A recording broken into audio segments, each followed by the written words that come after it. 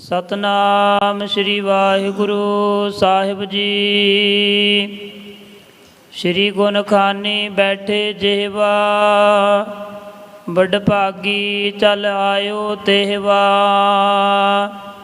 श्री गुण खानी बैठे जेहवा, बड़भागी चल आयो तेहवा। सतनाम श्री वाहिगुरु साहिब जीओ। एका दुती गुरु नानक देवा, ओंकार गुर अंगद पीवा।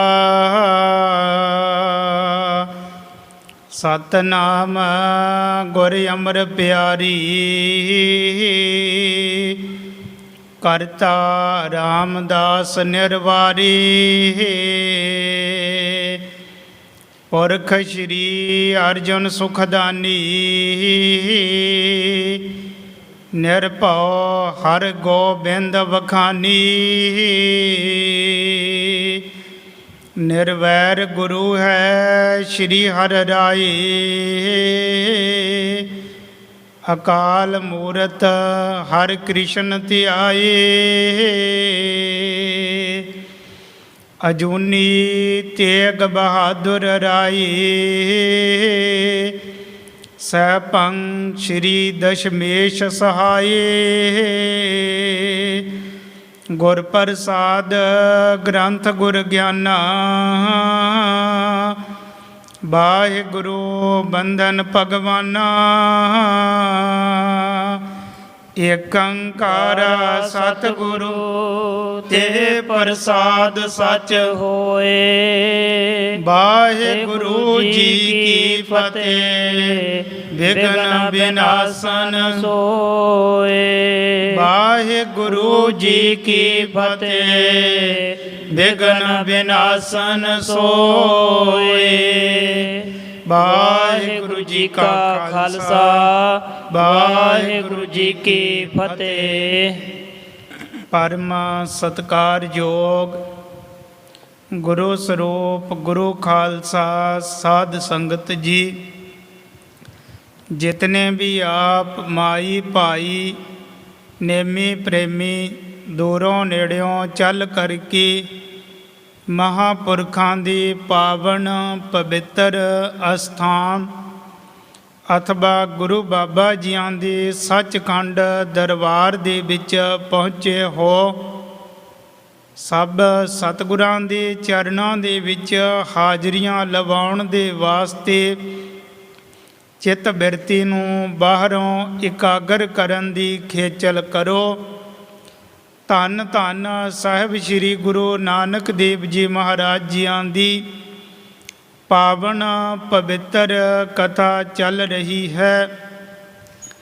पिछले प्रकरण दे विच असीं ये विचार सरवण कीती कि धन धन साहिब श्री गुरु नानक देव जी महाराज जिस समय कंधार देश दे विच पहुँचते हैं, इस स्थान ते एक मुगल यारवली नाम करके वो धन गुरु नानक साहब जी महाराज जी नूं मिलता है।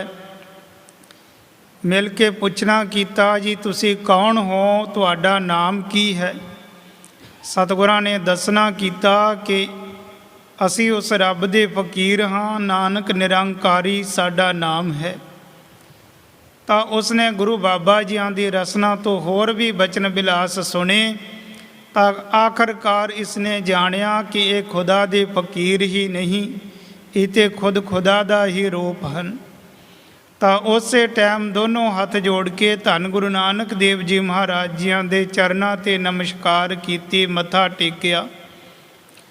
चरनां ते नमस्कार करन तो बाद बेनती कीती, ऐ अरशां पुरशां दे मालक सच्चे पातशाह, अज तो बाद मैं आप जियां दा मुरीद होया। गुरु बाबा जी कहन लगे, भाई तू क्यों कर साडा मुरीद होया, की कारण, किस लई साडा मुरीद बनिया है। इसने बेनती की, जी मैं आप जियां नूं खुदा जानिया है, ਅਤੇ ਆਪ ਜੀਆਂ ਦਾ ਮੁਰੀਦ ਮੁਕਤੀ ਦੇ ਕਾਰਨ ਬਣਿਆ ਹਾਂ ਕਿ ਮੈਂ ਜਨਮ ਮਰਨ ਦੇ ਚੱਕਰਾਂ ਦੇ ਵਿੱਚੋਂ ਛੁਟਕਾਰਾ ਪਾ ਕੇ ਮੁਕਤ ਪਦਾਰਥ ਨੂੰ ਪ੍ਰਾਪਤ ਕਰ ਲਵਾਂ।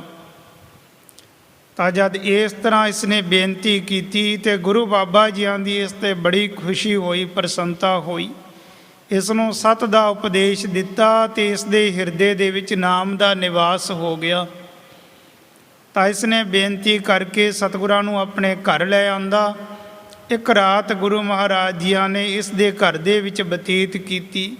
ਬੜੇ ਪਰਮਾਰਥ ਦੇ ਵਚਨ ਇਸਨੇ ਸੁਣੇ, ਗੁਰੂ ਬਾਬਾ ਜੀਆਂ ਨੇ ਸੁਣਾਉਣਾ ਕੀਤੀ। ਬੜੀ ਭਾਵਨਾ ਦੇ ਨਾਲ ਸੇਵਾ ਕੀਤੀ।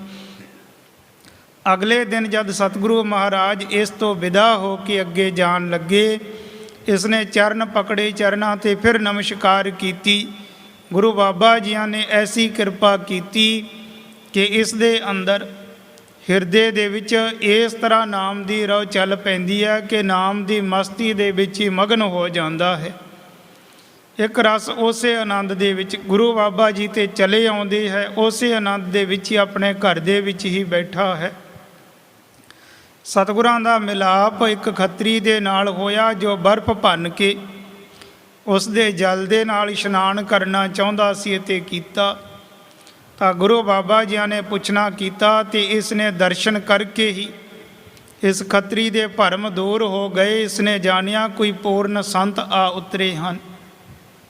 ਇਹ ਜਾਣਿਆ ਬੜੀ ਭਾਵਨਾ ਸ਼ਰਧਾ ਦੇ ਨਾਲ ਚਰਨਾਂ 'ਤੇ ਨਮਸਕਾਰ ਕੀਤੀ, ਬੇਨਤੀ ਕੀਤੀ, ਜੀ ਮੇਰੇ ਪੂਰਬਲੇ ਭਾਗਾਂ ਦਾ ਕਰਕੇ, ਪੂਰਬਲੇ ਕਰਮਾਂ ਦੇ ਕਾਰਨ ਆਪ ਦਾ ਦੀਦਾਰ ਹੋਇਆ ਹੈ ਔਰ ਅੱਜ ਮੇਰੇ ਪੂਰਬਲੇ ਕਰਮਾਂ ਦਾ ਮੈਨੂੰ ਫਲ ਪ੍ਰਾਪਤ ਹੋ ਗਿਆ ਹੈ।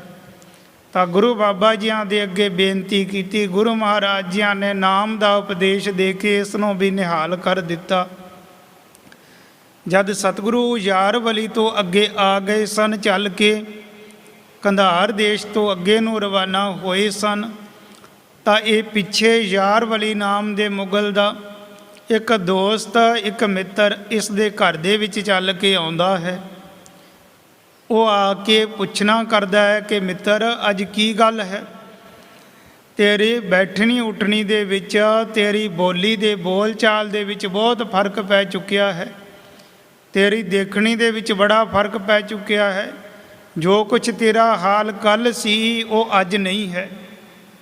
ਕੀ ਕਾਰਨ ਹੋਇਆ, ਕਿਸ ਦੇ ਨਾਲ ਮਿਲਾਪ ਹੋਇਆ ਕਿ ਤੇਰਾ ਇਹ ਹਾਲ ਹੋ ਗਿਆ, ਤੂੰ ਹਾਲੋ ਬੇਹਾਲ ਹੋ ਚੁੱਕਿਆ ਹੈ। ਕੀ ਕਾਰਨ ਹੋਇਆ, ਕਿਸ ਦੇ ਨਾਲ ਮਿਲਾਪ ਹੋਇਆ। ਇਹਨੇ ਦੱਸਣਾ ਕੀਤਾ। ਕਹਿਣ ਲੱਗਿਆ, ਮਿੱਤਰ ਮੈਨੂੰ ਕੋਈ ਰੱਬ ਦੇ ਫਕੀਰ ਐਸੇ ਮਿਲੇ ਜੋ ਖੁਦਾ ਦੇ ਫਕੀਰ ਹੀ ਨਹੀਂ, ਵਾਕਿਆ ਖੁਦਾ ਦਾ ਰੂਪ ਹੀ ਸਨ। ਉਸ ਖੁਦਾ ਦੇ ਰੂਪ ਦੇ ਦੀਦਾਰ ਕਰਕੇ ਮੇਰੇ ਇਸ ਤਰ੍ਹਾਂ ਦੇ ਹਾਲਾਤ ਹੋ ਗਏ ਕਿ ਦੁਨੀਆ ਦੇ ਵਿੱਚੋਂ ਮੇਰੀ ਬਿਰਤੀ ਹੀ ਉੱਚੀ ਉੱਠ ਗਈ ਹੈ। ਦੁਨੀਆ ਦੀ ਮੋਹ ਮਮਤਾ, ਦੁਨੀਆ ਦੀਆਂ ਫਿਕਰਨ ਚਿੰਤਾਵਾਂ, ਇਹਨਾਂ ਦੇ ਵਿੱਚੋਂ ਮੇਰਾ ਮਨ ਬਹੁਤ ਉੱਚਾ ਚਲਿਆ ਗਿਆ ਹੈ। ਐਸਾ ਨਾਮ ਦਾ ਰੰਗ ਆਨੰਦ ਉਹਨਾਂ ਨੇ ਬੰਨ੍ਹ ਦਿੱਤਾ ਹੈ। ਤਾਂ ਜਦ ਇਸ ਤਰ੍ਹਾਂ ਦੇ ਨਾਲ ਬਚਨ ਸੁਣਾਏ ਤੇ ਇਸ ਯਾਰਵਲੀ ਦਾ ਜੋ ਮਿੱਤਰ ਸੀ, ਇਸ ਦਾ ਨਾਮ ਸੀ ਸ਼ੇਖ ਸ਼ਰਫ ਕਰਕੇ। ਸ਼ੇਖ ਸ਼ਰਫ ਨੇ ਜਦ ਇਸ ਤਰ੍ਹਾਂ ਦੇ ਸੁਣੇ ਬਚਨ ਗੁਰੂ ਬਾਬਾ ਜੀਆਂ ਦੀ ਮਹਿਮਾ ਦੇ, ਸੁਣਦਿਆਂ ਸਾਰ ਇਸ ਦੇ ਮਨ ਦੇ ਵਿੱਚ ਵੀ 1 ਲੱਖ ਹੀ ਸ਼ਰਧਾ ਹੋ ਆਈ। ਇਹ ਬੇਨਤੀ ਕਰਦਾ ਹੈ, ਜੀ ਫਿਰ ਜੇਕਰ ਇਹੋ ਜਿਹੇ ਰੱਬ ਦੇ ਫਕੀਰ ਹਨ, ਖੁਦਾ ਦੇ ਫਕੀਰ ਹਨ, ਜਿਨ੍ਹਾਂ ਨੂੰ ਤੂੰ ਖੁਦਾ ਦਾ ਹੀ ਰੂਪ ਕਹਿ ਰਿਹਾ ਹੈ ਔਰ ਜਿਨ੍ਹਾਂ ਦੀ ਕਿਰਪਾ ਦੇ ਨਾਲ ਤੇਰੇ ਅੰਦਰ ਇਹੋ ਜਿਹੀ ਮਸਤੀ ਨਾਮ ਦੀ ਖੁਮਾਰੀ ਪੈਦਾ ਹੋ ਗਈ, ਫਿਰ ਤੇ ਕਹਿਣ ਲੱਗਿਆ ਇਹੋ ਜਿਹੇ ਫਕੀਰਾਂ ਦੇ ਤੇ ਜ਼ਰੂਰ ਹੀ ਦਰਸ਼ਨ ਕਰਨੇ ਬਣਦੇ ਹਨ ਤੇ ਮੈਨੂੰ ਵੀ ਉਹਨਾਂ ਦੇ ਜ਼ਰੂਰ ਦਰਸ਼ਨ ਕਰਵਾ ਦੇ। ਤਾਂ ਉਸ ਟਾਈਮ ਯਾਰਵਲੀ ਕਹਿਣ ਲੱਗਿਆ, ਉਹ ਤੇ ਪਤਾ ਨਹੀਂ ਹੁਣ ਕਿੱਥੇ ਕੁ ਲੰਘ ਗਏ ਹੋਣਗੇ, ਕਿੱਥੇ ਕੁ ਚਲੇ ਗਏ ਹੋਣਗੇ। ਜੇ ਇੱਦਾਂ ਭਾਲਣ ਚਲੇ ਗਏ ਤੇ ਉਹਨਾਂ ਨੇ ਆਪਾਂ ਨੂੰ ਮਿਲਣਾ ਨਹੀਂ ਹੈ। ਤੇ ਇਉਂ ਕਰ, ਮੈਂ ਤੈਨੂੰ ਜੁਗਤੀ ਦੱਸ ਦਿੰਦਾ ਕਿ ਤੂੰ ਇੱਥੇ ਹੀ ਬੈਠ ਕੇ, ਘਰ ਦੇ ਵਿੱਚ ਬੈਠ ਕੇ ਉਹਨਾਂ ਦੀ ਪ੍ਰੀਤੀ, ਉਹਨਾਂ ਦਾ ਪਿਆਰ ਹਿਰਦੇ ਦੇ ਵਿੱਚ ਵਸਾ। ਇੱਥੇ ਆ ਕੇ ਤੈਨੂੰ ਦੀਦਾਰ ਦੇ ਦੇਣਗੇ, ਦਰਸ਼ਨ ਦੇ ਦੇਣਗੇ। ਤਾਂ ਯਾਰਵਲੀ ਦਾ ਮਿੱਤਰ ਸ਼ੇਖ ਸ਼ਰਫ ਇਹ ਉਸੇ ਟਾਈਮ ਉੱਥੇ ਹੀ ਚੌਂਕੜਾ ਮਾਰ ਕੇ ਬੈਠ ਜਾਂਦਾ ਹੈ। ਇਹ ਕਹਿਣ ਲੱਗਿਆ, ਜਦ ਤੱਕ ਆ ਕੇ ਮੈਨੂੰ ਦੀਦਾਰ ਨਹੀਂ ਦੇਣਗੇ, ਬਸ ਮੈਂ ਇੱਕ ਰਸ ਇੱਥੇ ਹੀ ਬੈਠਾ ਰਹਾਂਗਾ, ਇੱਥੇ ਹੀ ਧਰਨਾ ਮਾਰ ਕੇ ਬੈਠਾ ਰਹਾਂਗਾ, ਨਾ ਕੁਝ ਖਾਣਾ ਨਾ ਪੀਣਾ। ਤਾਂ ਜਦ ਇਸ ਤਰ੍ਹਾਂ ਇਸ ਦੇ ਮਨ ਦੇ ਉੱਪਰ ਇੰਨਾ ਅਸਰ ਹੋਇਆ, ਇਹ ਗੁਰੂ ਬਾਬਾ ਜੀਆਂ ਦੀ ਯਾਦ ਹਿਰਦੇ ਦੇ ਵਿੱਚ ਵਸਾ ਕੇ ਉੱਥੇ ਹੀ ਚੌਂਕੜਾ ਮਾਰ ਕੇ ਨੇਤਰ ਬੰਦ ਕਰਕੇ ਬੈਠ ਜਾਂਦਾ ਹੈ। ਤਾਂ ਉਧਰ ਅਰਸ਼ਾਂ ਪੁਰਸ਼ਾਂ ਦੇ ਮਾਲਕ ਜਾਣੀ ਜਾਣ ਪਾਤਸ਼ਾਹ ਸਮਝ ਗਏ ਇਸ ਦੇ ਹਿਰਦੇ ਦਾ ਪਿਆਰ, ਇਸ ਦੇ ਹਿਰਦੇ ਦਾ ਪ੍ਰੇਮ। ਤੇ ਕਿਤੇ ਤੇ ਗੁਰੂ ਬਾਬਾ ਜੀ ਕੰਧਾਰ ਤੋਂ ਅੱਗੇ ਚੱਲ ਕੇ ਆਏ ਸਨ, ਰਵਾਨਾ ਹੋ ਆਏ ਸਨ, ਕਿਤੇ ਹੁਣ ਪਿੱਛੇ ਨੂੰ ਮੋੜੇ ਪਾ ਦਿੰਦੇ ਹਨ। ਇਸ ਦੇ ਪਿਆਰ ਦੇ ਵਿੱਚ ਵਧੇ ਹੋਏ, ਸਭ ਕੋ ਤੇਰਾ ਵਸ ਅਗਮਾ ਗੋਚਰਾ, ਤੂੰ ਭਗਤਾਂ ਕੈ ਵਸ ਭਗਤਾਂ ਤਾਨ ਤੇਰਾ। ਉਹ ਪਰਮੇਸ਼ਵਰ ਜਿਸ ਦੇ ਵਸ ਦੇ ਵਿੱਚ ਸਾਰੀ ਦੁਨੀਆ ਹੈ, ਸਾਰੀ ਦੁਨੀਆ ਸਾਰਾ ਸੰਸਾਰ ਉਸ ਦੀ ਮੁੱਠੀ ਦੇ ਵਿੱਚ ਹੈ, ਪਰ ਉਹ ਪਰਮੇਸ਼ਵਰ ਆਪਣੇ ਭਗਤਾਂ ਦੇ ਵਸ ਹੈ, ਉਹਨਾਂ ਦੇ ਪਿਆਰ ਦੇ ਵਿੱਚ ਵਧਿਆ ਹੋਇਆ ਹੈ। ਅੱਜ ਧੰਨ ਗੁਰੂ ਨਾਨਕ ਦੇਵ ਜੀ ਮਹਾਰਾਜ ਇਸ ਸ਼ੇਖ ਸ਼ਰਫ ਦੇ ਪ੍ਰੇਮ ਦੇ ਵਧੇ ਹੋਏ ਕਿਤੇ ਕੰਧਾਰ ਤੋਂ ਅੱਗੇ ਨੂੰ ਚਾਲੇ ਪਾਉਂਦੇ, ਕਿਤੇ ਵਾਪਸ ਨੂੰ ਮੋੜੇ ਕਰ ਲੈਂਦੇ ਹਨ। ਵਾਪਸ ਆਉਂਦੇ ਹਨ, ਯਾਰ ਵਲੀ ਦੇ ਘਰ ਦੇ ਵਿੱਚ ਪਹੁੰਚੇ ਤੇ ਇਸ ਨੇ ਦੇਖਿਆ, ਯਾਰ ਵਲੀ ਜਦ ਦੇਖਦਾ ਹੈ ਦੂਰ ਤੋਂ ਦੇਖ ਕੇ ਹੀ ਦੌੜ ਕੇ ਜਾਂਦਾ ਹੈ, ਚਰਨਾਂ ਦੇ ਨਾਲ ਲਿਪਟ ਜਾਂਦਾ ਹੈ, ਅਥਾਹ ਪਿਆਰ ਜਨਾਉਂਦਾ ਹੈ, ਚਰਨਾਂ 'ਤੇ ਵਾਰ-ਵਾਰ ਨਮਸਕਾਰ ਕਰਦਾ ਹੈ। ਸ਼ੇਖ ਸ਼ਰਫ ਨੇ ਵੀ ਚਰਨਾਂ 'ਤੇ ਨਮਸਕਾਰ ਕੀਤੀ, ਮੱਥਾ ਟੇਕਿਆ। ਫਿਰ ਕੁਝ ਕੁ ਸਮੇਂ ਤੋਂ ਬਾਅਦ ਸ਼ੇਖ ਸ਼ਰਫ ਆਪਣੇ ਮਨ ਦੇ ਖਿਆਲਾਤ ਗੁਰੂ ਬਾਬਾ ਜੀਆਂ ਦੇ ਪਾਸ ਜ਼ਾਹਰ ਕਰਦਾ ਹੈ ਅਤੇ ਬੇਨਤੀ ਕਰਦਾ ਹੈ ਕਿ ਦੇਖੋ ਜੀ, ਤੁਸੀਂ ਆਹ ਖੱਪਣੀ ਪਾਈ ਹੋਈ ਹੈ, ਇਸ ਦਾ ਕੀ ਮਤਲਬ ਹੈ? ਸਤਿਗੁਰੂ ਦੱਸਣਾ ਕਰਦੇ ਹਨ ਕਿ ਇਹ ਖੱਪਣੀ ਇਹ ਮ੍ਰਿਤਕ ਜਨਾਂ ਦੀ ਨਿਸ਼ਾਨੀ ਹੈ, ਜੋ ਜਿਉਂਦੇ ਹੀ ਮ੍ਰਿਤਕ ਹੋ ਜਾਂਦੇ ਹਨ, ਉਹ ਆਪਣੇ ਸਰੀਰ ਦੇ ਉੱਪਰ ਖੱਪਣੀ ਪਹਿਨ ਲੈਂਦੇ ਹਨ। ਜਿਸ ਤਰ੍ਹਾਂ ਮ੍ਰਿਤਕ ਪ੍ਰਾਣੀ ਦੇ ਉੱਤੇ ਖੱਪਣ ਪਾਇਆ ਜਾਂਦਾ ਹੈ ਨਾ, ਤੇ ਇਸ ਤਰ੍ਹਾਂ ਜੋ ਜਿਉਂਦੇ ਹੀ ਮ੍ਰਿਤਕ ਹੋ ਗਏ, ਦੁਨੀਆ ਦੇ ਵੱਲੋਂ, ਦੁਨੀਆ ਦੇ ਪੱਖ ਤੋਂ ਮ੍ਰਿਤਕ ਹੋ ਚੁੱਕੇ ਹਨ।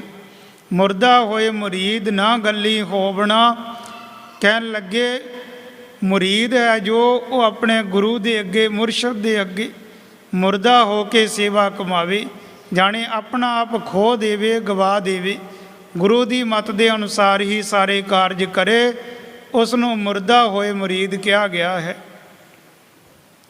ਤਾਂ ਇਸ ਤਰ੍ਹਾਂ ਦੇ ਨਾਲ ਜਦ ਸਤਿਗੁਰਾਂ ਨੇ ਬਚਨ ਸੁਣਾਏ, ਇਸ ਨੇ ਬੇਨਤੀ ਕੀਤੀ ਜੀ ਗੋਦੜੀ ਕਿਹੜੀ ਪਹਿਨਣੀ ਚਾਹੀਦੀ ਹੈ?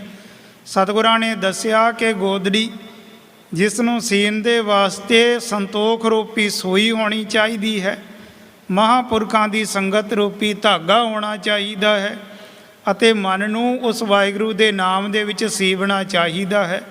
ਇਸ ਤਰ੍ਹਾਂ ਦੀ ਗੋਦੜੀ ਪਹਿਨੀ ਹੋਈ, ਫਿਰ ਜਮਾਂ ਦੀ ਮਾਰ ਦਾ ਕੋਈ ਡਰ ਨਹੀਂ ਰਹਿ ਜਾਂਦਾ ਹੈ, ਫਿਰ ਨਰਕਾਂ 84 ਦਾ ਕੋਈ ਡਰ ਨਹੀਂ ਰਹਿ ਜਾਂਦਾ ਹੈ। ਇਸ ਤਰ੍ਹਾਂ ਸੱਚ ਦੀ ਗੋਦੜੀ ਪਹਿਨਣੀ ਚਾਹੀਦੀ ਹੈ।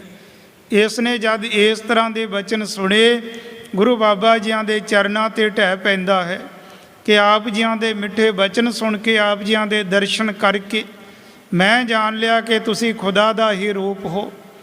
ਚਰਨ ਪਕੜੇ ਹਨ ਅਤੇ ਇਸ ਤਰ੍ਹਾਂ ਬੇਨਤੀਆਂ ਕਰਦਾ ਹੈ। ਕਿੰਨਾ ਸਮਾਂ ਸਤਿਗੁਰਾਂ ਦੇ ਚਰਨਾਂ 'ਤੇ ਸਿਰ ਰੱਖਿਆ, ਇੱਕ ਵਾਰ ਸੀਸ ਚਰਨਾਂ 'ਤੇ ਰੱਖ ਕੇ ਉਠਾਇਆ ਨਹੀਂ ਹੈ। ਗੁਰੂ ਬਾਬਾ ਜੀਆਂ ਨੇ ਆਪਣੇ ਦੋਨੋਂ ਕਰ ਕਮਲਾਂ ਦੇ ਨਾਲ, ਦੋਨੋਂ ਪਵਿੱਤਰ ਹੱਥਾਂ ਦੇ ਨਾਲ ਇਸ ਦਾ ਸਿਰ ਆਪਣੇ ਚਰਨਾਂ ਤੋਂ ਉਠਾਇਆ। ਬਸ ਗੁਰੂ ਕੇ ਪਵਿੱਤਰ ਹੱਥ ਕਰ ਕਮਲ ਇਸ ਦੇ ਸਿਰ ਦੇ ਨਾਲ ਛੂਹਣ ਦੀ ਢੇਰ ਸੀ, ਟੱਚ ਹੋਣ ਦੀ ਢੇਰ ਸੀ ਕਿ ਇਸ ਦੇ ਅੰਦਰ ਵੀ ਨਾਮ ਦਾ ਨਿਵਾਸ, ਨਾਮ ਦੀ ਰਹੁ ਚੱਲ ਪੈਂਦੀ ਹੈ।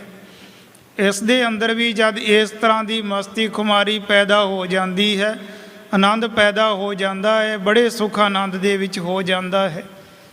ਗੁਰੂ ਬਾਬਾ ਜੀਆਂ ਦੇ ਪਾਸ ਬੇਨਤੀ ਕੀਤੀ, ਸਤਿਗੁਰੂ ਅੱਗੇ ਜਾਣ ਦੇ ਵਾਸਤੇ ਤਿਆਰੀ ਕਰਦੇ ਹਨ। ਇਹ ਬੇਨਤੀ ਕਰਦਾ, ਮਹਾਰਾਜ ਕਿਰਪਾ ਕਰੋ, ਕੁਝ ਸਮਾਂ ਹੋਰ ਦਰਸ਼ਨ ਬਖਸ਼ੋ।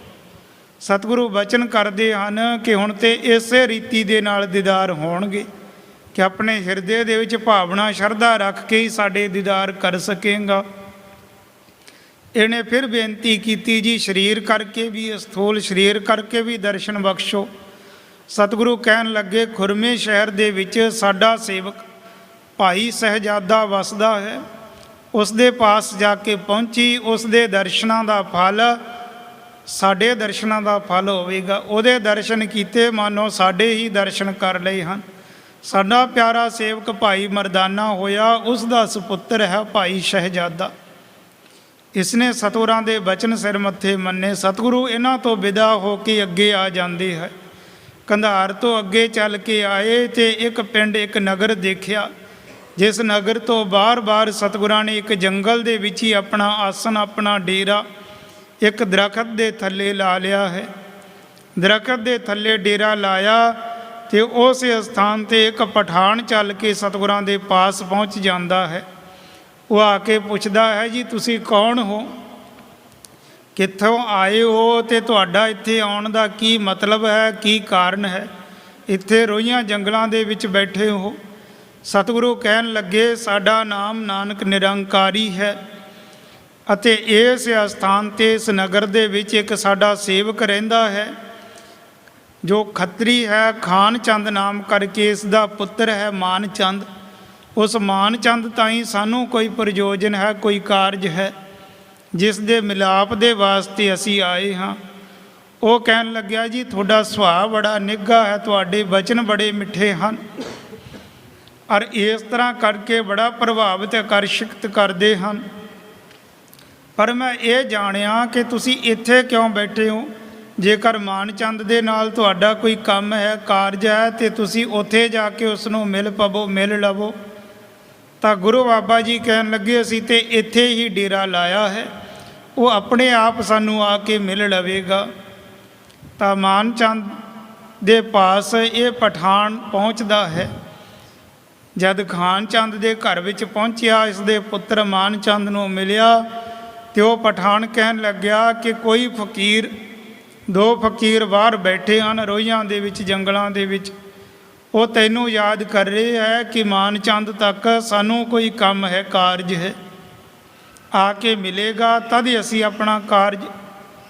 ਤੇ ਇਸ ਤਰ੍ਹਾਂ ਦੇ ਨਾਲ ਜਦ ਕਿਹਾ, ਮਾਨ ਚੰਦ ਕਹਿਣ ਲੱਗਿਆ, ਮੈਂ ਤੇ ਕਿਸੇ ਫਕੀਰ ਨੂੰ ਨਹੀਂ ਜਾਣਦਾ, ਨਾ ਕੋਈ ਮੇਰਾ ਵਾਕਫ ਹੈਗਾ ਹੀ ਹੈ ਕੋਈ ਫਕੀਰ ਰੱਬ ਦਾ ਇਸ ਤਰ੍ਹਾਂ ਦਾ। ਤਾਂ ਪਠਾਨ ਕਹਿਣ ਲੱਗਿਆ, ਉਹਨਾਂ ਦਾ ਸੁਭਾਅ ਬੜਾ ਨਿੱਘਾ ਹੈ, ਬੜੇ ਮਿੱਠੇ ਬਚਨ ਬੋਲਦੇ ਹਨ ਔਰ ਜਿਨ੍ਹਾਂ ਦੇ ਦਰਸ਼ਨ ਕਰਕੇ ਹੀ ਨਿਹਾਲ ਹੋ ਜਾਈਦਾ ਹੈ। ਜੇਕਰ ਤੇਰੀ ਕੋਈ ਜਾਣ ਪਛਾਣ ਨਹੀਂ ਹੈ ਤਾਂ ਤੈਨੂੰ ਬੁਲਾਉਂਦੇ ਹਨ ਤੇ ਤੂੰ ਜਾ ਕੇ ਦੀਦਾਰ ਤੇ ਕਰ, ਇੱਕ ਵਾਰ ਜਾ ਕੇ ਮਿਲਤੇ ਸਹੀ, ਤਦੇ ਹੀ ਪਤਾ ਚੱਲੇਗਾ ਕਿ ਕੌਣ ਹਨ ਤੇ ਕਿਸ ਕਾਰਜ ਦੇ ਲਈ ਆਏ ਹੋਏ ਹਨ। ਤਾਂ ਮਾਨ ਚੰਦ ਤੁਰ ਪੈਂਦਾ ਹੈ ਆਪਣੇ ਘਰ ਦੇ ਵਿੱਚੋਂ, ਜਾਣ ਲੱਗਿਆ ਕਿ ਰੱਬ ਦੇ ਫਕੀਰ ਹਨ, ਇਹਨਾਂ ਦੀ ਭੇਟਾ ਕੁਛ ਨਾ ਕੁਛ ਲੈ ਕੇ ਜਾਵਾਂ।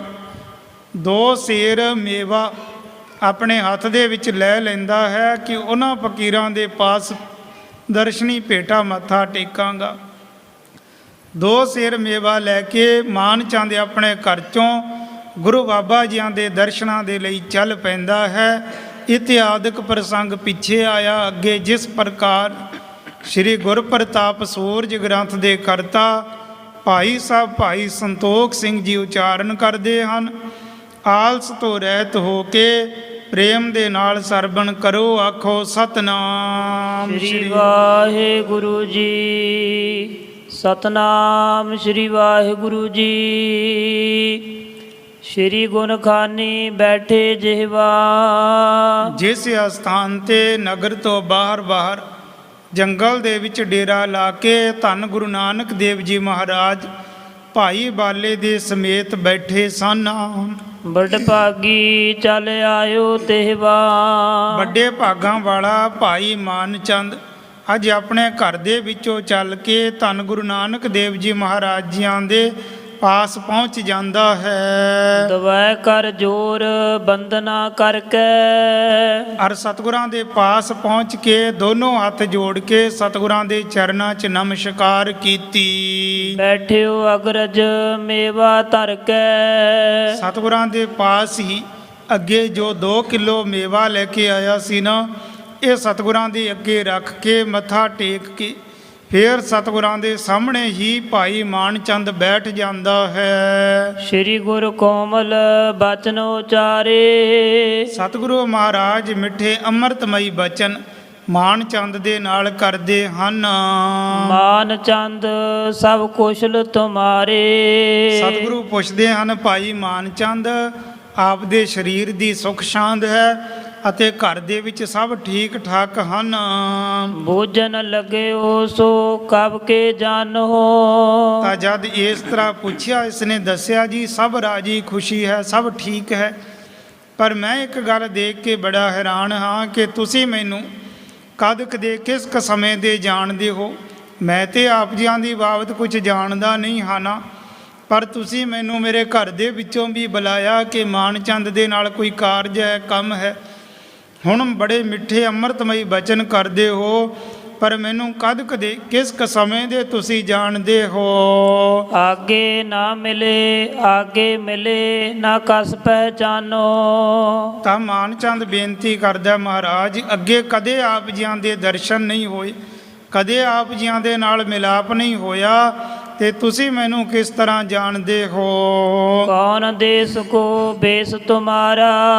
ਫਿਰ ਕਹਿਣ ਲੱਗਿਆ, ਇਹ ਜੋ ਤੁਸੀਂ ਸਰੀਰ ਦੇ ਉੱਪਰ ਭੇਸ ਧਾਰਨ ਕੀਤਾ ਹੈ ਨਾ, ਇਹ ਕਿਸ ਦੇਸ਼ ਦਾ ਭੇਸ ਤੁਸੀਂ ਧਾਰਿਆ ਹੈ। ਕੋ ਕਾਰਜ ਹੈ ਕਹੋ ਨਿਰਤਾਰਾ।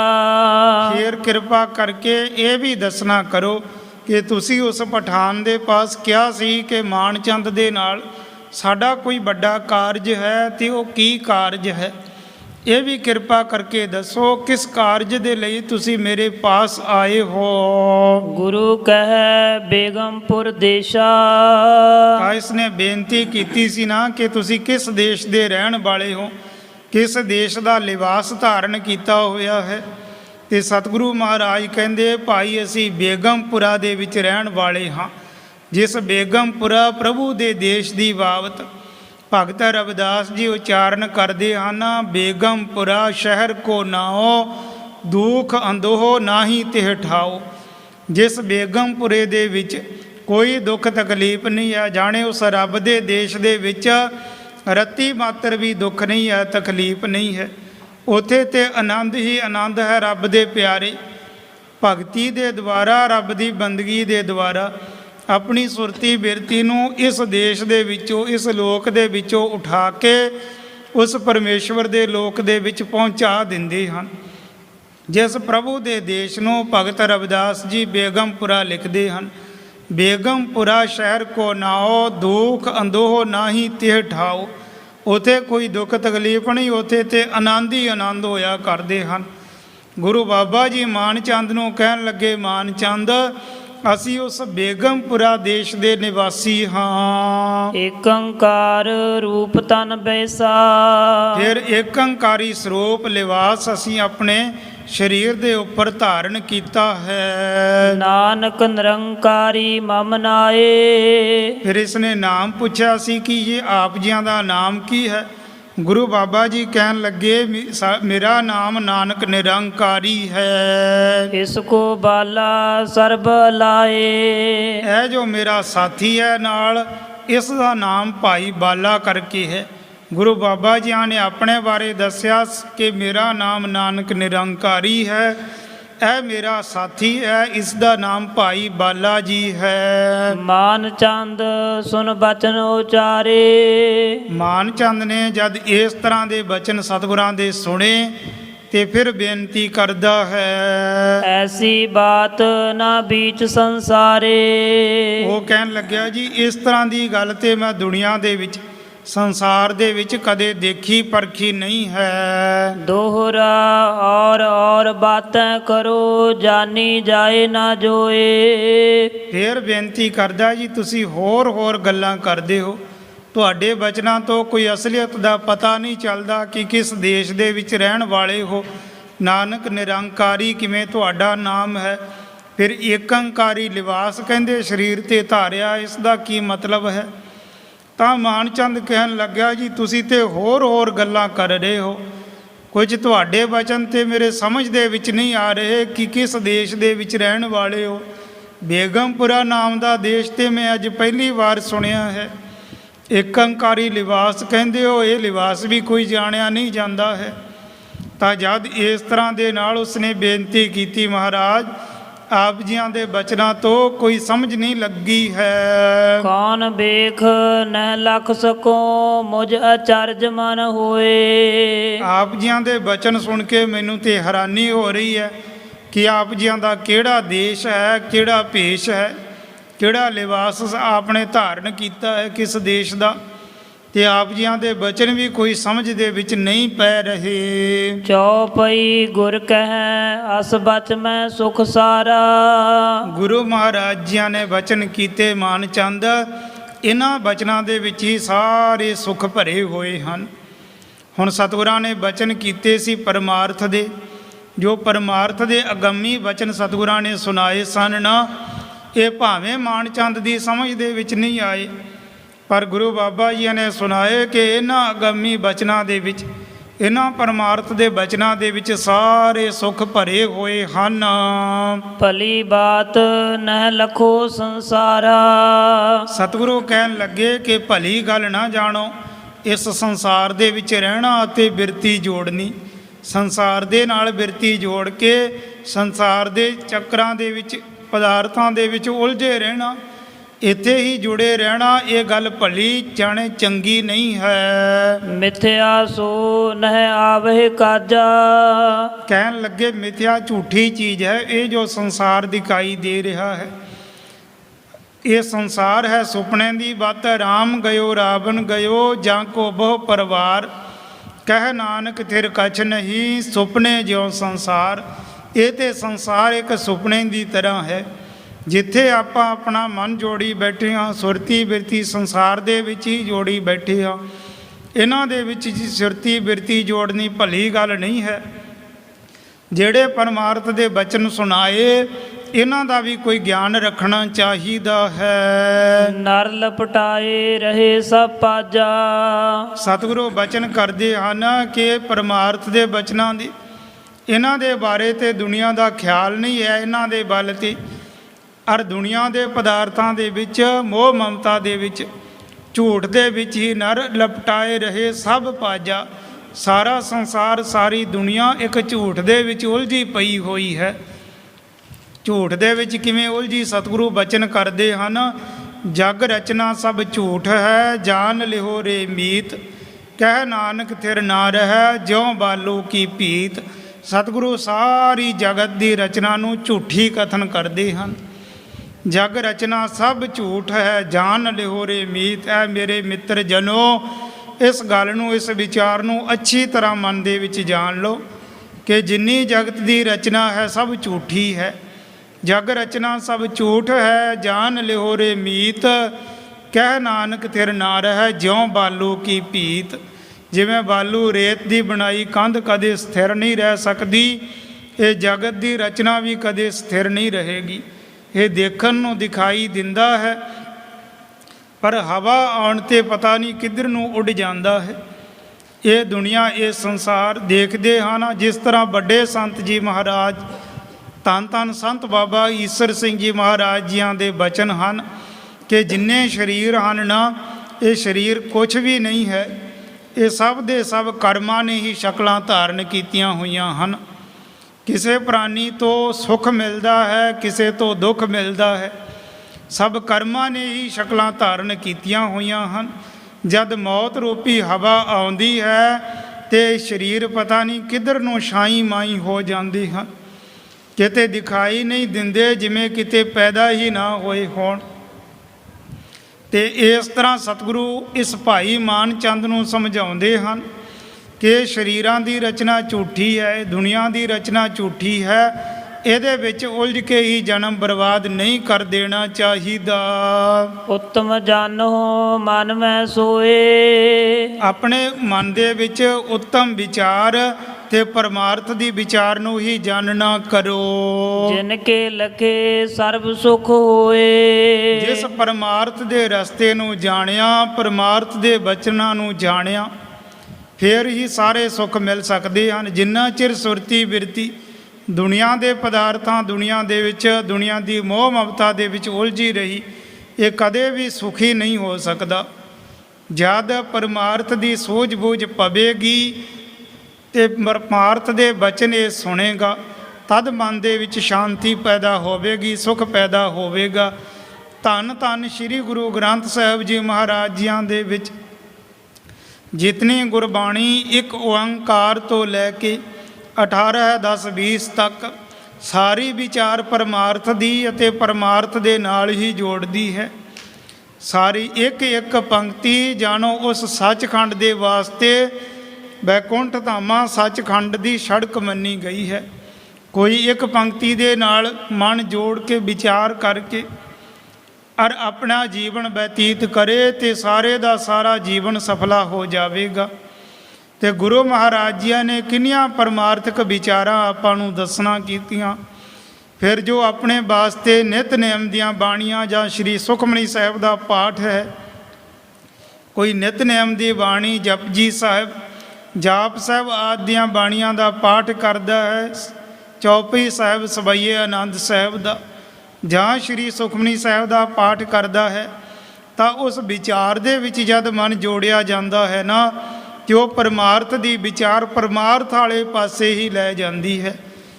ਉਹ ਵਾਹਿਗੁਰੂ ਜੋ ਸੁੱਖ ਦਾ ਸਾਗਰ ਹੈ, ਉਹ ਵਿਚਾਰ ਸੁੱਖ ਦੇ ਸਾਗਰ ਦੇ ਵੱਲ ਹੀ ਲੈ ਜਾਂਦੀ ਹੈ। ਨਹੀਂ ਤੇ ਦੁਨੀਆ ਦੇ ਪਦਾਰਥ ਤੇ ਦੁਨੀਆ ਦੀਆਂ ਵਿਚਾਰਾਂ ਮਨ ਦੇ ਵਿੱਚੋਂ ਨਿਕਲਦੀਆਂ ਨਹੀਂ ਹਨ। ਹਰ ਟਾਈਮ ਮਨ ਦੇ ਵਿੱਚ ਕੋਈ ਨਾ ਕੋਈ ਖਿਆਲਾਤ ਚੱਲੀ ਹੀ ਜਾਂਦੇ ਹਨ। ਕੋਈ ਨਾ ਕੋਈ ਵਿਚਾਰਾਂ ਮਨ ਦੇ ਵਿੱਚ ਮਨ ਦੇ ਘੋੜੇ ਦੌੜਦੇ ਹੀ ਰਹਿੰਦੇ ਹਨ। ਜਿਨ੍ਹਾਂ ਦੁਨਿਆਵੀ ਵਿਚਾਰਾਂ ਦੇ ਵਿੱਚ ਦੁੱਖ ਹੀ ਦੁੱਖ ਹੈ, ਸੁੱਖ ਦਾ ਨਾਮੋ ਨਿਸ਼ਾਨ ਨਹੀਂ ਹੈ। ਉੱਥੇ ਗੁਰਬਾਣੀ ਵਿਚਾਰ ਕੇ ਪੜ੍ਹੀਏ ਤੇ ਜਿਵੇਂ ਜਿਵੇਂ ਵਿਚਾਰ ਕੀਤੀ ਜਾਵੇ ਉਵੇਂ ਉਵੇਂ ਪਰਮਾਰਥ ਦੇ ਨਾਲ ਜੁੜੇਗਾ, ਨਿਰੰਕਾਰ ਦੇ ਜਾਣੇ ਸੁੱਖ ਦੇ ਸੋਮੇ ਦੇ ਨਾਲ ਜੁੜੇਗਾ ਹੀ। ਤੇ ਇਸ ਤਰ੍ਹਾਂ ਗੁਰੂ ਬਾਬਾ ਜੀ ਕਹਿਣ ਲੱਗੇ, ਮਾਨਚੰਦ ਦੁਨੀਆ ਦੀਆਂ ਵਿਚਾਰਾਂ ਦੇ ਵਿੱਚ ਦੁੱਖ ਭਰੇ ਹੋਏ ਹਨ, ਪਰਮਾਰਥ ਦੀ ਵਿਚਾਰ ਦੇ ਵਿੱਚ ਸੁੱਖ ਹੀ ਸੁੱਖ ਹਨ।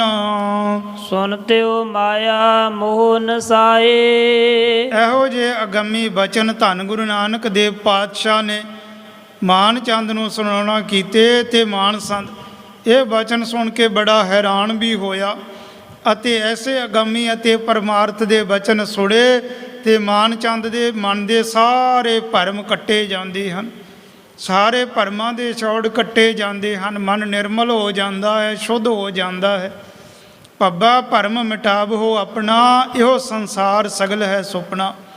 ਸਤਿਗੁਰੂ ਕਥਨ ਕਰਦੇ ਹਨ ਕਿ ਐ ਭਾਈ ਆਪਣੇ ਮਨ ਦੇ ਭਰਮ ਦੂਰ ਕਰ ਲਵੋ। ਮਨੁੱਖਾ ਜਨਮ ਮਿਲਿਆ ਹੈ ਮਹਾਂਪੁਰਖਾਂ ਦੀ ਸੰਗਤ ਕਰਕੇ, ਗੁਰੂ ਵਾਲੇ ਬਣ ਕੇ ਮਨੁੱਖਾ ਜਨਮ ਨੂੰ ਸਫਲਾ ਕਰੋ। ਆਪਣਾ ਜੋ ਮਨ ਦਾ ਭਰਮ ਪਿਆ ਹੋਇਆ ਹੈ ਨਾ, ਭਰਮ ਦੇ ਨਾਲ ਹੀ ਸਾਰੀ ਦੁਨੀਆ ਇਹ ਦ੍ਰਿਸ਼ਟੀ ਦੇ ਵਿੱਚ ਆ ਰਹੀ ਹੈ ਨਾ। ਕਹਿਣ ਲੱਗੇ ਆਪਣੇ ਭਰਮ ਨੂੰ ਮਿਟਾਵੋ ਤੇ ਤਦ ਹੀ ਸੁੱਖ ਹੋਵੇਗਾ। ਭੱਬਾ ਭਰਮ ਮਿਟਾਵੋ ਆਪਣਾ, ਇਹ ਸੰਸਾਰ ਸਗਲ ਹੈ ਸੁਪਨਾ। ਇਹ ਤੇ ਸਾਰਾ ਸੰਸਾਰ ਇੱਕ ਸੁਪਨੇ ਦੀ ਤਰ੍ਹਾਂ ਹੈ। ਜਦ ਸਰੀਰ ਦੇ ਵਿੱਚ ਪ੍ਰਾਣ ਚੱਲਦੇ ਹਨ ਨਾ, ਜਦ ਇਸ ਨੂੰ ਇਸ ਸੁਪਨੇ ਦੀ ਅਸਲੀਅਤ ਪਤਾ ਨਹੀਂ ਚੱਲਦਾ। ਪਰ ਜਦ ਸਰੀਰ ਤਿਆਗ ਕੇ ਜਾਂਦਾ ਹੈ ਫਿਰ ਅਸਲੀਅਤ ਪਤਾ ਚੱਲਦੀ ਹੈ। ਪਰ ਫਿਰ ਕੁਝ ਬਣਿਆ ਨਹੀਂ ਕਰਦਾ। ਵੱਡੇ ਭਾਗਾਂ ਵਾਲਿਆਂ ਨੂੰ ਸਰੀਰ ਦੇ ਵਿੱਚ ਪ੍ਰਾਣ ਚੱਲਦਿਆਂ ਹੀ ਸਭ ਗਿਆਨ ਹੋ ਜਾਂਦਾ ਹੈ। ਇੱਕ ਨਾ ਨੋ ਸਭ ਸੋਝੀ ਆਈ, ਇੱਕ ਫਿਰਦੇ ਬੇਪਰਵਾਹ। ਵੱਡੇ ਭਾਗਾਂ ਵਾਲਿਆਂ ਨੂੰ ਸਰੀਰ ਦੇ ਵਿੱਚ ਪ੍ਰਾਣ ਚੱਲਦਿਆਂ ਹੀ ਸਭ ਸੋਝੀ ਹੋ ਜਾਂਦੀ ਹੈ, ਸਭ ਗਿਆਨ ਹੋ ਜਾਂਦਾ ਹੈ। ਗੁਰੂ ਮਹਾਰਾਜ ਜੀਆਂ ਦੀ ਕਿਰਪਾ ਦੇ ਨਾਲ, ਗੁਰਬਾਣੀ ਦੀ ਕਿਰਪਾ ਦੇ ਨਾਲ ਅਤੇ ਪਰਮਾਰਥ ਦੀ ਵਿਚਾਰ ਦੇ ਨਾਲ। ਤੇ ਇਸ ਤਰ੍ਹਾਂ ਕਰਕੇ ਸਤਿਗੁਰੂ ਮਹਾਰਾਜ ਜੀ ਦਰਸਾਉਣਾ ਕਰਦੇ। ਇਹੋ ਜਿਹੇ ਅਗੰਮੀ ਬਚਨ ਸੁਣਾਏ ਮਾਨਚੰਦ ਨੂੰ ਕਿ ਮਾਨਚੰਦ ਦੇ ਮਨ ਦਾ ਸਾਰਾ ਭਰਮ ਇੱਕਦਮ ਇੱਕ ਲਖਤ ਹੀ ਦੂਰ ਹੋ ਜਾਂਦਾ ਹੈ। ਹਵੈ ਪਰਲੋਕ ਕੇ ਬਿਖੈ ਸਹਾਏ। ਗੁਰੂ ਮਹਾਰਾਜ ਕਹਿੰਦੇ ਇਹ ਪਰਮਾਰਥ ਦੀਆਂ ਵਿਚਾਰਾਂ ਇਹ ਪਰਲੋਕ ਦੇ ਵਿੱਚ ਕੰਮ ਆਉਂਦੀਆਂ ਹਨ। ਜੋ ਕਮਾਵੇ ਸੋ ਹੈ ਸਿਆਣਾ। ਜਿਹੜਾ ਇਸ ਤਰ੍ਹਾਂ ਦੇ ਵਿਚਾਰ ਕਮਾਵੇ ਉਸ ਨੂੰ ਹੀ ਇਸ ਦੁਨੀਆ ਦੇ ਵਿੱਚ ਸਮਝਦਾਰ ਜਾਣੇ ਸਿਆਣਾ ਮੰਨਿਆ ਹੈ। ਅਸ ਕਹਿ ਸ੍ਰੀ ਗੁਰ ਸ਼ਬਦ ਬਖਾਨਾ। ਜਦ ਇਸ ਤਰ੍ਹਾਂ ਦੇ ਬਚਨ ਮਾਨਚੰਦ ਨੂੰ ਸੁਣਾਏ, ਮਾਨਚੰਦ ਦੇ ਹਿਰਦੇ ਦੇ ਵਿੱਚੋਂ ਸਾਰਾ ਭਰਮ ਦੂਰ ਹੋ ਗਿਆ। ਕਿ ਜਗਤ ਦੀ ਰਚਨਾ ਤੇ ਵਾਕਿਆ ਹੀ ਝੂਠ ਹੈ। ਥੋੜ੍ਹੇ ਸਮੇਂ ਦੇ ਵਾਸਤੇ ਸਰੀਰ ਮਿਲੇ ਹੋਏ ਹਨ। ਜਦ ਸਮਾਂ ਆ ਜਾਏਗਾ ਸਰੀਰ ਰੂਪੀ ਬਸਤਰ ਇਸ ਤੋਂ ਵਾਪਸ ਲੈ ਲਿਆ ਜਾਏਗਾ। ਜਿਸ ਤਰ੍ਹਾਂ ਰਾਤ ਨੂੰ ਸੁਪਨਾ ਆਇਆ, ਜੇ ਨਿਗਾਹ ਮਾਰ ਕੇ ਦੇਖੀਏ ਜਿੰਨਾ ਜੀਵਨ ਆਪਣਾ ਬਤੀਤ ਹੋ ਚੁੱਕਿਆ ਹੈ, ਜਿੰਨੇ ਸਾਲ ਉਮਰ ਬਤੀਤ ਹੋ ਗਈ ਹੈ, ਪਿੱਛੇ ਨਿਗਾਹ ਮਾਰ ਕੇ ਦੇਖੀਏ ਤੇ ਇੱਕ ਸੁਪਨੇ ਤੋਂ ਜ਼ਿਆਦਾ ਕੁਝ ਵੀ ਨਹੀਂ ਹੈ। ਜਿਉਂਦੇ ਜੀ ਹੀ ਦੇਖਦੇ ਹਾਂ ਕਿ ਜਿੰਨੀ ਉਮਰ ਬਤੀਤ ਹੋਈ ਇਹ ਉਮਰ ਸੁਪਨਾ ਹੋ ਗਈ ਹੈ। ਜਦ ਸਾਰੀ ਉਮਰ ਬਤੀਤ ਹੋ ਜਾਵੇਗੀ ਤੇ ਸਾਰੀ ਜ਼ਿੰਦਗੀ ਹੀ ਸੁਪਨਾ ਹੋ ਜਾਵੇਗਾ। ਪਰ ਇਸ ਸੰਸਾਰ ਸੁਪਨੇ ਦੇ ਵਿੱਚੋਂ ਜੇਕਰ ਨਾਮ ਬਾਣੀ ਅਤੇ ਸੇਵਾ ਸਿਮਰਨ ਕਮਾ ਲਿਆ ਜਾਵੇ ਤਦ ਇਸ ਸੰਸਾਰ ਸੁਪਨੇ ਦੇ ਵਿੱਚੋਂ ਲਾਹਾ ਖੱਟ ਕੇ ਜਾਂਦਾ ਹੈ। ਗੁਰੂ ਵਾਲਾ ਬਣ ਕੇ ਗੁਰੂ ਬਾਬਾ ਜੀਆਂ ਦੀ ਕਿਰਪਾ ਨਾਲ ਇਹਦੇ ਭਰਮ ਦੂਰ ਹੋਏ। ਇਸ ਨੂੰ ਗਿਆਨ ਕਰਾਉਣ ਦੇ ਵਾਸਤੇ ਸਤਿਗੁਰੂ ਇਸ ਤਰ੍ਹਾਂ ਰੱਬੀ ਬਾਣੀ ਦਾ ਸ਼ਬਦ ਉਚਾਰਨ ਕਰਦੇ ਹਨ। ਜਿਹ ਕੇ ਸੁਨਤਿਓ ਤੇ ਸੁਧ ਆਈ। ਜਿਸ ਗੁਰਬਾਣੀ ਦਾ ਸ਼ਬਦ ਸੁਣ ਕੇ ਇਸ ਮਾਨ ਚੰਦ ਦੇ ਕਪਾਟ ਖੁੱਲ ਜਾਂਦੇ ਹਨ। ਲੈ ਉਪਦੇਸ਼ ਪਰਮਗਤ ਪਾਈ। ਔਰ ਗੁਰੂ ਬਾਬਾ ਜੀਆਂ ਦਾ ਉਪਦੇਸ਼ ਧਾਰਨ ਕਰਕੇ ਗੁਰੂ ਮਹਾਰਾਜ ਜੀਆਂ ਨੂੰ ਹੀ ਆਪਣਾ ਗੁਰੂ ਧਾਰਨ ਕਰਕੇ ਪਰਮ ਪਦਵੀ ਨੂੰ ਪ੍ਰਾਪਤ ਹੁੰਦਾ ਹੈ। ਤਲੰਗ ਮਹੱਲਾ ਪਹਿਲਾ ਘਰ ਦੂਜਾ। ਇੱਕ ਓੰਕਾਰ ਸਤਿਗੁਰ ਪ੍ਰਸਾਦ। ਗੁਰੂ ਮਹਾਰਾਜ ਜੀਆਂ ਨੇ ਇਸ ਨੂੰ ਗਿਆਨ ਕਰਾਉਣ ਦੇ ਵਾਸਤੇ ਇੱਕ ਸ਼ਬਦ ਉਚਾਰਨ ਕੀਤਾ ਤਿਲੰਗ ਰਾਗ ਦੇ ਵਿੱਚ ਅਤੇ ਰਾਗੀ ਸਿੰਘਾਂ ਨੂੰ ਤਿਲੰਗ ਰਾਗ ਦੇ ਦੂਸਰੇ ਸੁਰ ਤਾਲ ਸੰਗੀਤ ਦੇ ਵਿੱਚ ਗਾਉਣ ਦੇ ਵਾਸਤੇ ਤਾਕੀਦ ਕੀਤੀ।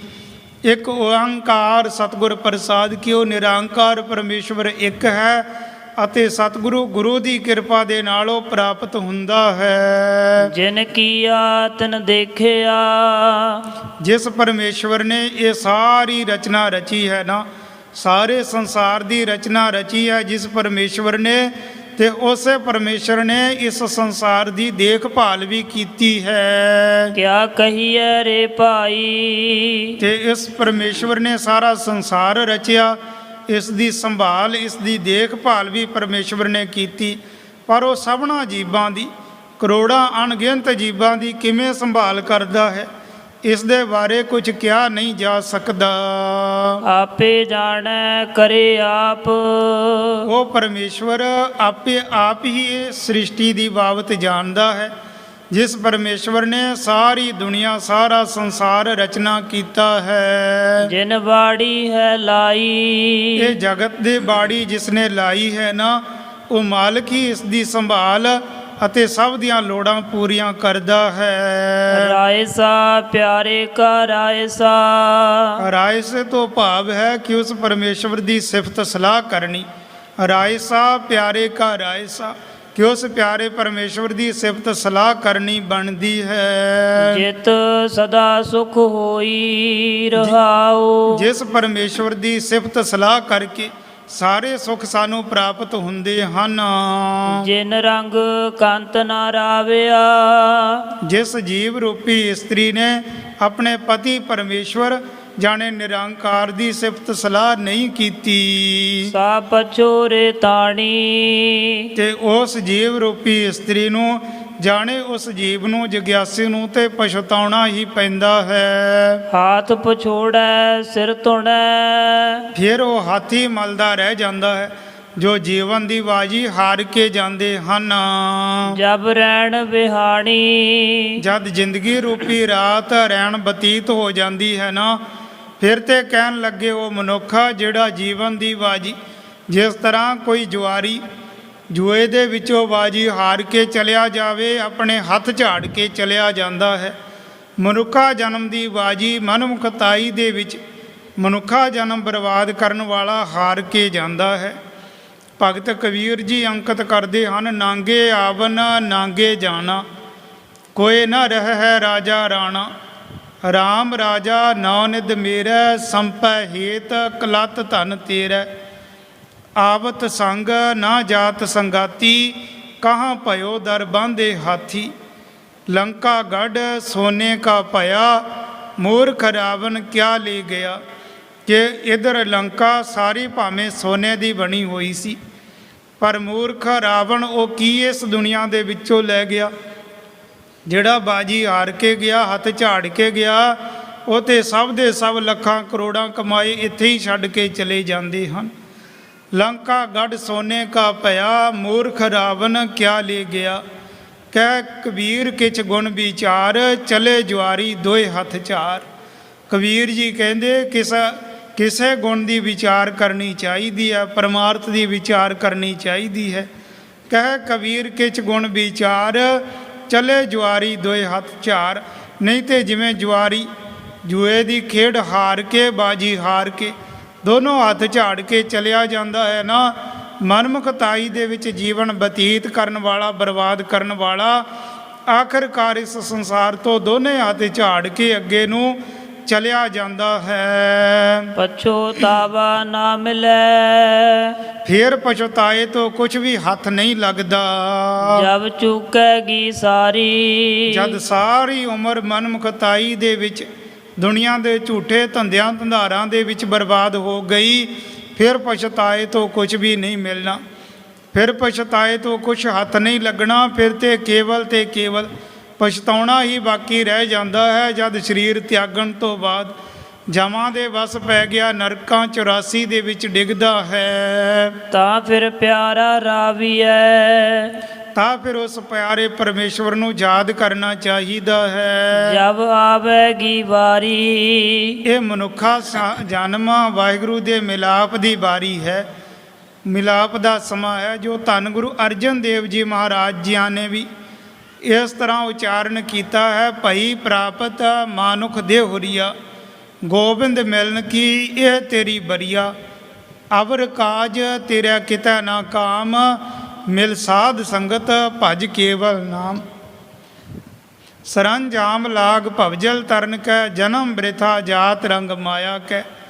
ਕਿ ਕਿਸੇ ਨਾ ਕਿਸੇ ਯਤਨ ਦੇ ਵਿੱਚ ਲੱਗ ਕੇ ਭਵਜਲ ਨੂੰ ਤਰਿਆ ਜਾ ਸਕੇ। ਸਰੰਜਾਮ ਲਾਗ ਭਵਜਲ ਤਰਨ ਕੈ, ਜਨਮ ਬ੍ਰਿਥਾ ਜਾਤ ਰੰਗ ਮਾਇਆ ਕੈ। ਮਾਇਆ ਦੇ ਰੰਗਾਂ ਦੇ ਵਿੱਚ ਸਾਰਾ ਮਨੁੱਖਾ ਜਨਮ ਵਿਅਰਥ ਬਰਬਾਦ ਚਲਿਆ ਜਾ ਰਿਹਾ ਹੈ। ਇਹ ਸਮਾਂ ਹੈ ਮਨੁੱਖਾ ਜਨਮ ਪਰਮੇਸ਼ਵਰ ਨੂੰ ਮਿਲਣ ਦੀ ਬਾਰੀ ਹੈ। ਭਈ ਪ੍ਰਾਪਤ ਮਾਨੁਖ ਦੇ ਹੋਰੀਆ, ਗੋਬਿੰਦ ਮਿਲਣ ਕੀ ਹੈ ਤੇਰੀ ਬਰੀਆ। ਫੇਰ ਤੇ ਕਹਿਣ ਲੱਗੇ ਜਦ ਇਹ ਬਾਰੀ ਹੱਥੋਂ ਨਿਕਲ ਗਈ, ਜਾਣੇ ਮਨੁੱਖਾ ਜਨਮ ਬਰਬਾਦ ਕਰ ਲਿਆ, ਵਿਅਰਥ ਚਲਿਆ ਗਿਆ। ਫੇਰ ਤੇ ਇਹ ਜੂਨੀਆਂ ਦੇ ਵਿੱਚ, ਇਤਰ ਜੂਨੀਆਂ ਦੇ ਵਿੱਚ ਚਲਿਆ ਜਾਂਦਾ ਹੈ। ਫਿਰ ਤੇ ਵਾਰੀ ਬੜੇ ਲੰਮੇ ਚੱਕਰਾਂ ਤੋਂ ਬਾਅਦ ਹੱਥ ਆਉਂਦੀ ਹੈ। ਫਿਰ ਤੇ ਯੁੱਗਾਂ ਦੇ ਯੁੱਗ ਬੀਤ ਜਾਂਦੇ ਹੈ, ਕਲਪਾਂ ਦੇ ਕਲਪ ਬੀਤ ਜਾਂਦੇ ਹੈ। ਕਦੇ ਮਨੁੱਖਾ ਜਨਮ, ਕਿਤੇ ਮਨੁੱਖਾ ਜਨਮ ਹੱਥ ਨਹੀਂ ਆਉਂਦਾ ਹੈ। ਤਦੇ ਤੇ ਸਤਿਗੁਰੂ ਬਚਨ ਕਰਦੇ ਹਨ, ਮਾਨਸ ਦੇਹ ਬਹੁਰ ਨਹਿ ਪਾਵੈ, ਕਛੂ ਉਪਾਓ ਮੁਕਤ ਕਾ ਕਰ ਰੇ। ਕਿ ਮਨੁੱਖਾ ਜਨਮ ਵਾਰ-ਵਾਰ ਨਹੀਂ ਆਉਂਦਾ ਬੰਦਿਆ, ਕੋਈ ਨਾ ਕੋਈ ਯਤਨ ਆਪਣੀ ਮੁਕਤੀ ਦਾ ਕਰ ਲੈ। ਹੁਣ ਤੇਰੇ ਪਾਸ ਮਨੁੱਖਾ ਦੇਹੀ ਹੈ, ਅਜੇ ਸਭ ਕੁਝ ਬਣ ਸਕਦਾ ਹੈ। ਜਿਵੇਂ ਕਹਿੰਦੇ ਹਨ ਨਾ ਕਿ ਅਜੇ ਡੁੱਲਿਆਂ ਵੇਰਾਂ ਦਾ ਕੁਝ ਨਹੀਂ ਵਿਗੜਿਆ। ਜਿੰਨਾ ਚਿਰ ਮਨੁੱਖਾ ਦੇਹੀ ਹੈ ਹੱਥ ਦੇ ਵਿੱਚ, ਸਭ ਕੁਝ ਬਣ ਸਕਦਾ ਹੈ। ਸਤਿਗੁਰੂ ਕਹਿੰਦੇ ਮਾਨਸ ਦੇ ਬਹੁਰ ਨਹਿ ਪਾਵੈ, ਕਛੂ ਉਪਾਓ ਮੁਕਤ ਕਾ ਕਰ ਰੇ। ਨਾਨਕ ਕਹਿਤ ਗਾਏ ਕਰਨਾ ਮੈਂ, ਭਵ ਸਾਗਰ ਕੈ ਪਾਰ ਉਤਰ ਰੇ। ਸਤਿਗੁਰੂ ਕਥਨ ਕਰਦੇ ਹਨ ਕਿ ਮਨੁੱਖਾ ਦੇਹੀ, ਹੁਣ ਇਸ ਦੇ ਵਿੱਚ ਤੂੰ ਕੋਈ ਨਾ ਕੋਈ ਯਤਨ ਕਰ ਕਿ ਇਸ ਭਵਜਲ ਤੋਂ ਪਾਰ ਹੋਇਆ ਜਾ ਸਕੇ ਅਤੇ ਆਪਣਾ ਮਨੁੱਖਾ ਜਨਮ ਸਫਲਾ ਕੀਤਾ ਜਾ ਸਕੇ, ਜਨਮ ਮਰਨ ਦੇ ਚੱਕਰਾਂ ਤੋਂ ਛੁਟਕਾਰਾ ਮਿਲ ਜਾਵੇ। ਨਹੀਂ ਤੇ ਫੇਰ ਕਹਿਣ ਲੱਗੇ ਯੁੱਗਾਂ ਦੇ ਯੁੱਗ ਬੀਤ ਜਾਂਦੇ ਹਨ, ਕਲਪਾਂ ਦੇ ਕਲਪ ਬੀਤ ਜਾਂਦੇ ਹਨ, ਮਨੁੱਖਾ ਦੇਹੀ ਹੱਥ ਨਹੀਂ ਆਉਂਦੀ। ਕਿਤੇ ਜਾ ਕੇ ਮਨੁੱਖਾ ਦੇਹੀ ਮਿਲੇਗੀ। ਫਿਰ ਇਹ ਨਹੀਂ ਪਤਾ ਕਿ ਕਈਆਂ ਦੀ ਜਨਮ ਹੁੰਦਿਆਂ ਸਾਰੀ ਮ੍ਰਿਤੂ ਹੋ ਜਾਂਦੀ ਹੈ, ਕਈ ਥੋੜ੍ਹੇ ਦਿਨਾਂ ਦੇ ਹੋ ਕੇ ਮ੍ਰਿਤੂ ਹੋ ਜਾਂਦੇ ਹੈ। ਕਿਸੇ ਦੀ ਸਰੀਰਕ ਹਾਲਤ ਕਿਸੇ ਤਰ੍ਹਾਂ ਦੀ, ਕਿਸੇ ਦੀ ਕਿਸੇ ਤਰ੍ਹਾਂ ਦੀ, ਦੁਬਾਰਾ ਕੋਈ ਪਤਾ ਨਹੀਂ ਹੈ। ਹੁਣ ਤੇ ਸਾਰੀ ਸਮਝ ਵੀ ਹੈ, ਮਨੁੱਖਾ ਦੇਹੀ ਵੀ ਹੈ, ਸਭ ਕੁਝ ਬਣ ਸਕਦਾ ਹੈ। ਫਿਰ ਤੇ ਕਹਿਣ ਲੱਗੇ ਲੰਮੇ ਚੱਕਰ ਤੋਂ ਬਾਅਦ ਕਿਤੇ ਜਾ ਕੇ ਬਾਰੀ ਹੱਥ ਆਵੇਗੀ। ਇਸ ਤਰ੍ਹਾਂ ਦੇ ਪਰਮਾਰਥ ਦੇ ਬਚਨ ਸਤਿਗੁਰੂ ਮਹਾਰਾਜ ਮਾਨਕ ਚੰਦ ਨੂੰ ਗੁਰਬਾਣੀ ਦਾ ਸ਼ਬਦ ਉਚਾਰ ਕੇ ਸੁਣਾਉਂਦੇ ਹਨ। ਹੁਣ ਜਿਸ ਪ੍ਰਕਾਰ ਸਾਰਾ ਸ਼ਬਦ ਸੁਣਾ ਕੇ ਗੁਰੂ ਮਹਾਰਾਜ ਜੀਆਂ ਨੇ ਮਾਨ ਚੰਦ ਨੂੰ ਗਿਆਨ ਬਖਸ਼ ਦੇਣਾ ਹੈ, ਉਸ ਵਿਚਾਰ ਦੀ ਅੱਗੇ ਕੀਤੀ ਜਾਵੇਗੀ। ਉਹ ਧੰਨ ਗੁਰੂ ਨਾਨਕ ਦੇਵ ਜੀ ਮਹਾਰਾਜ ਗੁਰਤਾ ਗੱਦੀ 'ਤੇ ਬਿਰਾਜਮਾਨ ਹੋ ਕੇ ਸਿੱਖ ਸੰਗਤਾਂ ਨੂੰ ਨਿਹਾਲ ਕਰ ਰਹੇ ਹਨ। ਪਛੋਤਾਵਾ ਨਾ ਮਿਲੈ ਜਬ ਚੂਕੇਗੀ ਸਾਰੀ, ਤਾਂ ਫਿਰ ਪਿਆਰਾ ਰਾਵੀਐ ਜਬ ਆਵੇਗੀ ਵਾਰੀ। ਪਛੋਤਾਵਾ ਨਾ ਮਿਲੈ ਜਬ ਚੂਕੇਗੀ ਸਾਰੀ, ਤਾਂ ਫਿਰ ਪਿਆਰਾ ਰਾਵੀਐ ਜਬ ਆਵੇਗੀ ਵਾਰੀ। हे अच्युत हे पार ब्रह्म